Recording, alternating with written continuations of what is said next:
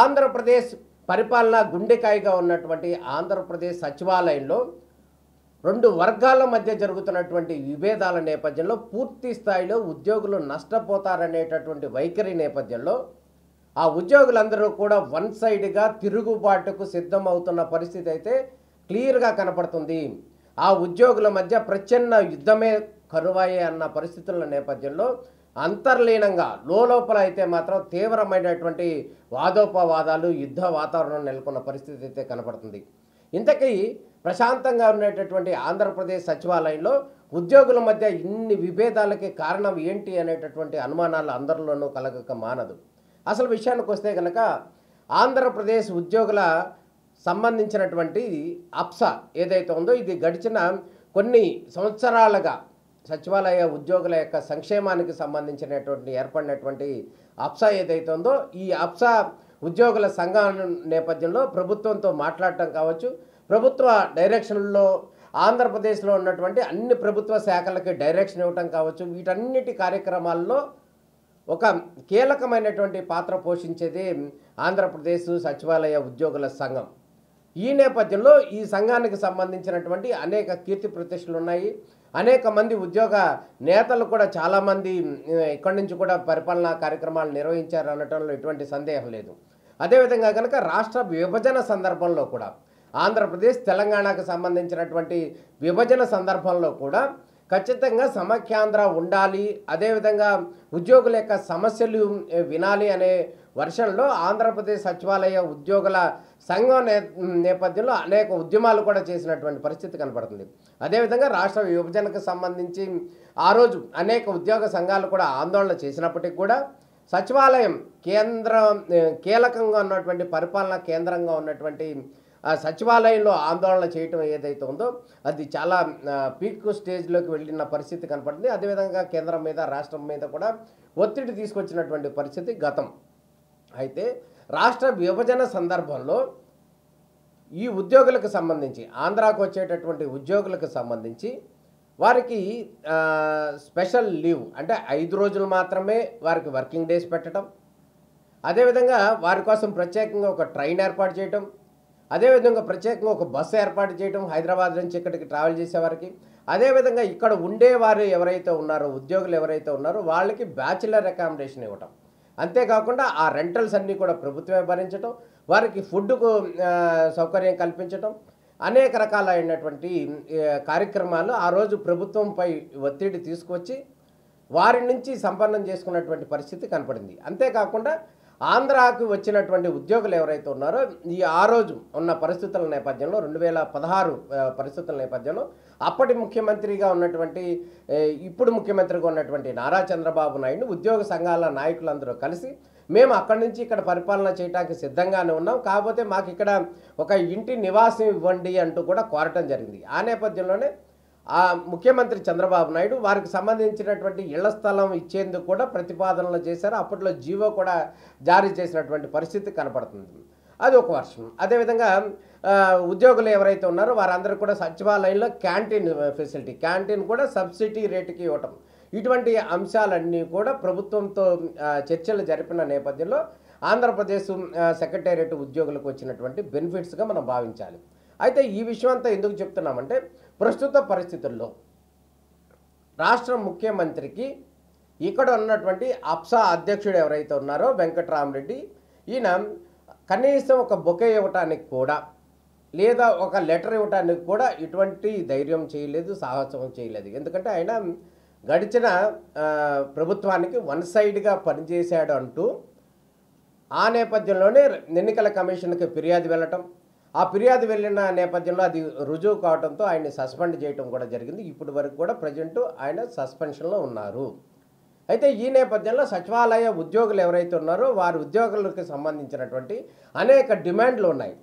ఇప్పుడు 16లో వచ్చినటువంటి ఆంధ్రప్రదేశ్ ఉద్యోగులు ఎవరైతే ఉన్నారో వారందరూ కూడా ఇప్పటికి 24 అంటే దాదాపు 8 సంవత్సరాలు అయిపోయిన పరిస్థితి. అందులో కొంతమంది కూడా రిటైర్ అయిపోయారు.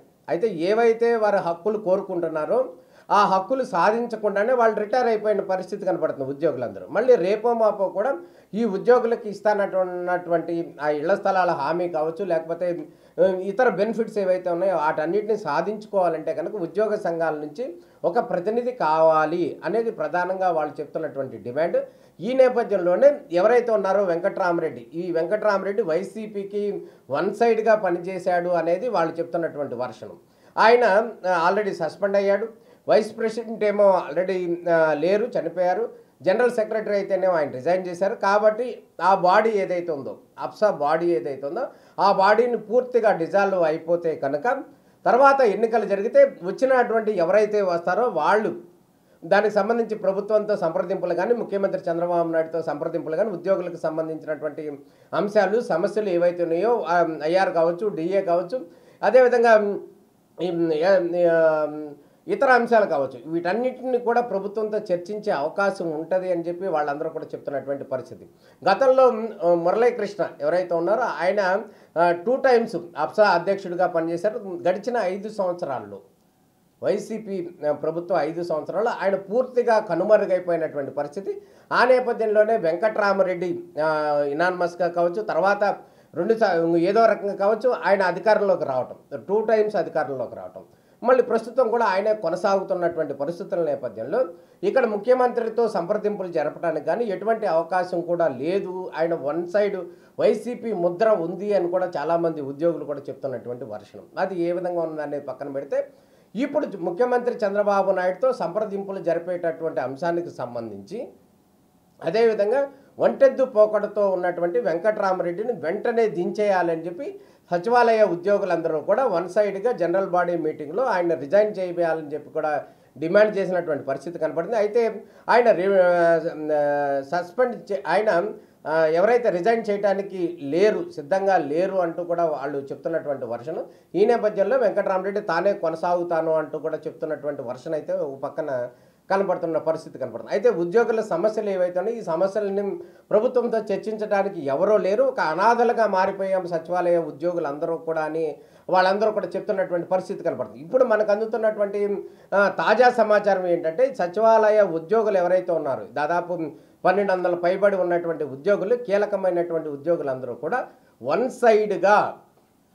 సైడ్గా ఈ అప్సా అసోసియేషన్ అధ్యక్ష బాడీ ఏదైతే ఉందో ఆ బాడీని పూర్తిగా డిజాల్వ్ చేయండి అంటూ కూడా సిఎస్ని కలవటానికి సిద్ధమవుతున్నారు.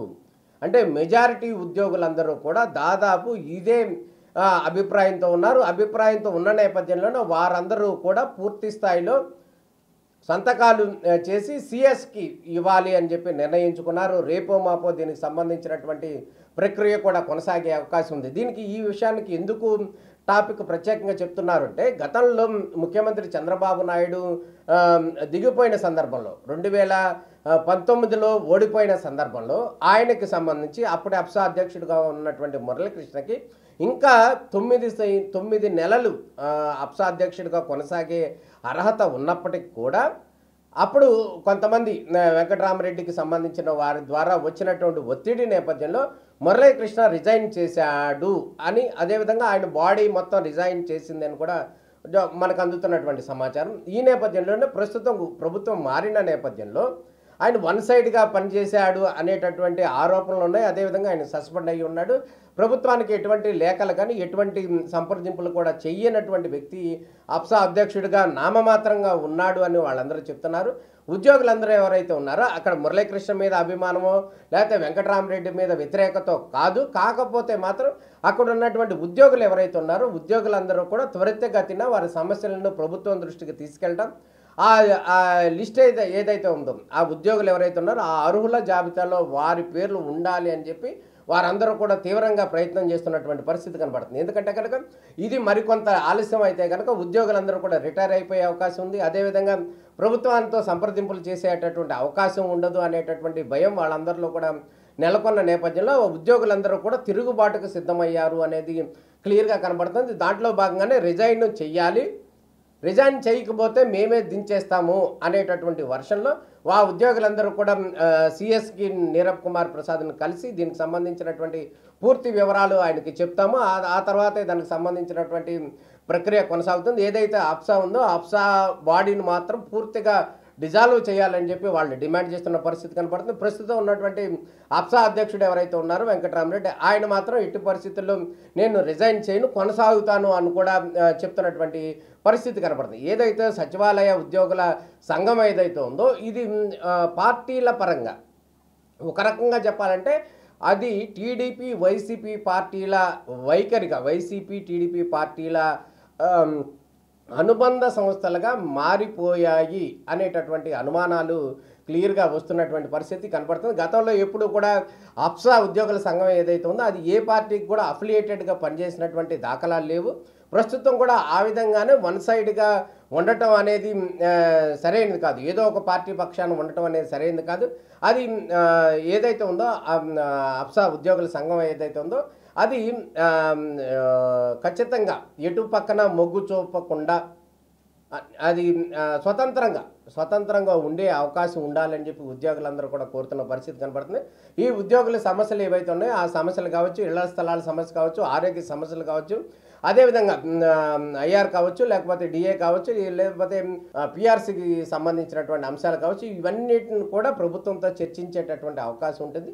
కాబట్టి ఆ విధంగా ముందుకు తీసుకెళ్ళాలి, మళ్ళీ ఎన్నికలు పెట్టాలి అని చెప్పి మెజార్టీ ఉద్యోగులందరూ కూడా డిమాండ్ చేస్తున్న పరిస్థితి కనపడుతుంది. ప్రస్తుతం ఉన్నటువంటి పరిస్థితులు ఏవైతే ఉన్నాయో నువ్వా నేనా అన్నట్టు ఢీ కొడుతున్న పరిస్థితులు కనపడుతున్నాయి. ఒక ప్రచన్న యుద్ధమే జరుగుతున్న పరిస్థితి అయితే క్లియర్గా కనపడుతుంది. బయటకు మాత్రం ఎక్కడా కూడా కర్రలను వగైరా పట్టుకుని కొట్టుకునే పరిస్థితి అయితే లేదు. కానీ అంతర్లీనంగా మాత్రం చాలా చాలా ఉద్విగ్నంగా, చాలా కఠినంగా వాళ్ళందరూ కూడా ఉన్నారు. ఎవరికి వాళ్ళు తమ విజయం సాధించాలని కూడా వారందరూ వారి పంతం నెగ్గించుకోవాలని చెప్పి వారందరూ కూడా కోరుతున్నటువంటి పరిస్థితి కనపడుతుంది. ఈ నేపథ్యంలో ఇటు వెంకటరామరెడ్డి వర్గం పైచే వెళ్తుందా, అదేవిధంగా మురళీకృష్ణ గత అప్సా అధ్యక్షుడిగా ఉన్నటువంటి మురళీకృష్ణ టీము ఇందులో విన్ అవుతుందా అనేది అయితే వేచి చూడాలి. మొత్తానికి సచివాలయ ఉద్యోగులందరూ మాత్రం చెప్తున్న వర్షన్ ఏంటైతే ప్రభుత్వంతో చర్చించి అనేక రకాలైనటువంటి ఇబ్బందులు ఉన్నాయి, ఆ ఇబ్బందులన్నింటిని కూడా పరిష్కారం చేయాలి. ఆ చేసే విధంగా కూడా ప్రభుత్వంతో చర్చించేటటువంటి సానుకూలమైనటువంటి వాతావరణంలో సానుకూలమైనటువంటి అభ్యర్థిని మరోసారి ఎన్నుకోవడానికి సిద్ధమవుతున్నాం. కాబట్టి ప్రస్తుతం ఉన్నటువంటి నిరుపయోగంగా ఉన్నటువంటి అప్సా బాడీ ఏదైతే ఉందో ఆ బాడీని పూర్తిగా డిజాల్వ్ చేయాలని చెప్పి వారందరూ డిమాండ్ చేస్తున్నారు. రేపో మాపో కూడా దీనికి సంబంధించి పూర్తి స్థాయి కార్యాచరణకు సిద్ధమవుతున్న పరిస్థితి కనబడుతుంది. దీంట్లో ఎవరు విజేతలు అవుతారనేది అయితే మనం వేచి చూడాల్సిన పరిస్థితి కనబడుతుంది. మొత్తానికి సచివాలయంలో టాపిక్ అయితే మాత్రం హాట్గా ఉన్న పరిస్థితి అయితే కనబడుతుంది. ఎప్పుడు ఏ క్షణంలో ఏం జరుగుతుంది అనేది అయితే మనం వేచి చూడాల్సిన పరిస్థితి. నమస్కారం.